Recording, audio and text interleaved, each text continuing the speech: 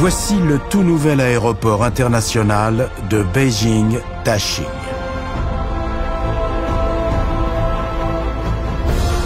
Encore en cours de construction, il devrait devenir le plus grand aéroport du monde.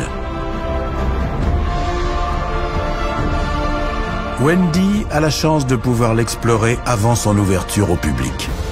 J'en reviens pas. C'est fou la hauteur du plafond. Toutes ces courbes et ces ondulations sont incroyables.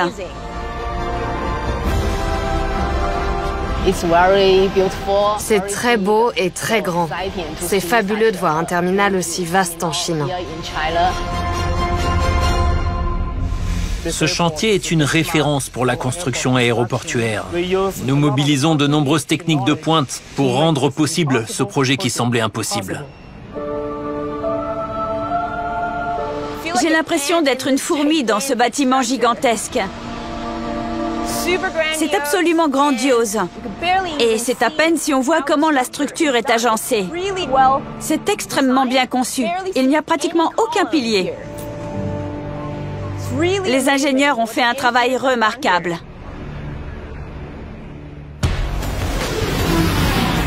L'ensemble du site occupe plus de 45 km², soit les 2/3 de la superficie de Manhattan.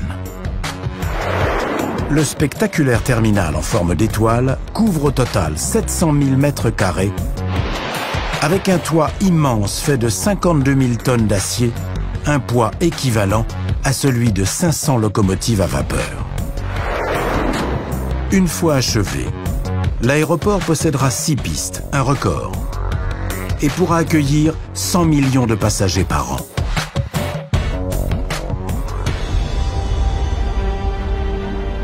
Une fois la forme générale du terminal établie, la toiture a pu être mise en place. On a commencé par élever 8 poteaux massifs. Puis le toit a été construit morceau par morceau.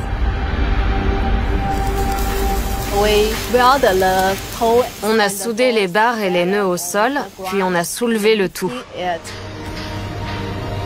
Chaque tronçon a dû être positionné à 2 mm près. La moindre erreur aurait pu mettre en danger la stabilité de l'ensemble. On a réuni les différentes sections pour former un seul grand toit.